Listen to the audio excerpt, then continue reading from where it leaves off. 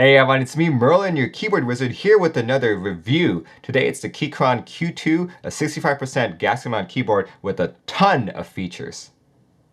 Quick TLDR here, if you already have a Keychron Q1, this is going to be very similar, but in a much smaller package. So stay tuned till after the break to hear the finer details.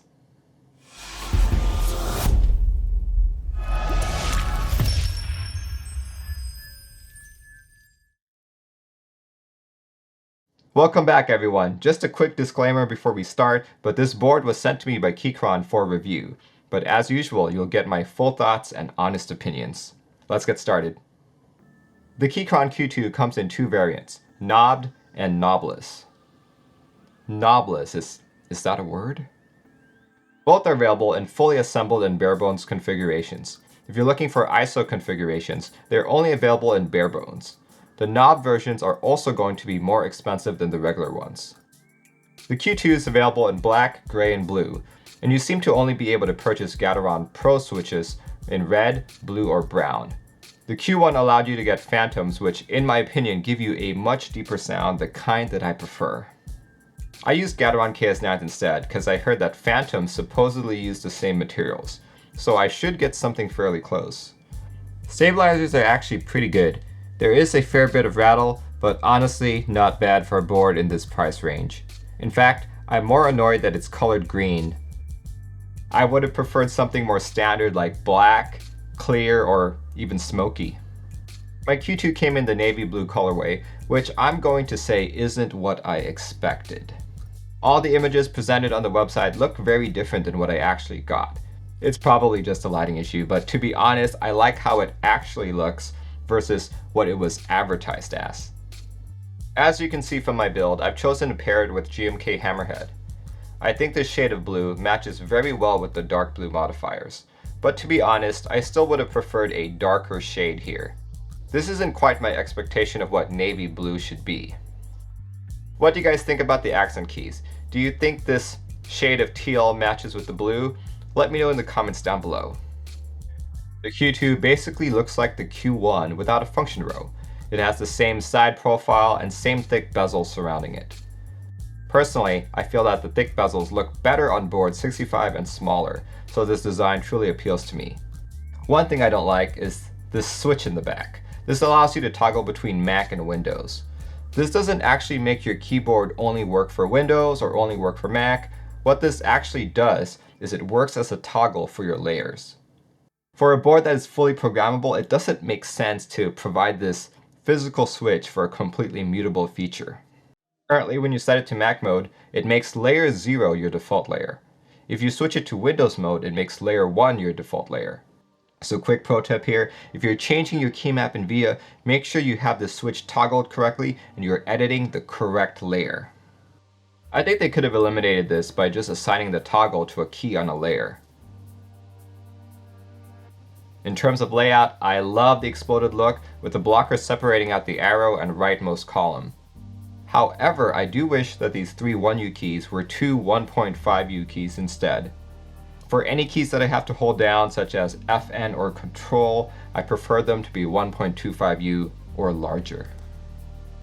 The PCB looks very similar to the Q1 as well, utilizing Gateron hot swap sockets. It's also using an ARM microcontroller with 128K of flash memory. Most QMK powered boards these days only have 32K. The 128K allows more flexibility when QMK has new features, RGB lighting patterns, or if you just want to have some really big macros. Traces are well routed, and I see no evidence of poor soldering. There's even ESD protection built onto the board itself. This can be very important if you live in an exceptionally dry environment, or if you just happen to gather static electricity wherever you go. One of the selling points of the Q2 is that it's now available with the Rotary encoder knob. The Q1 is also available with this, but it didn't get released with this option, so people had to find creative means to enable it, so to speak. The Q2 comes with a color-matched friction-fit knob. The surface of the knob isn't overly smooth, but has the right amount of texture to make rotating it very comfortable.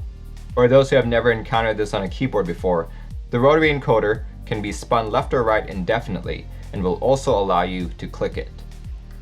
In a standard key map, this is most often programmed to be volume up or down, and the click is programmed to be mute.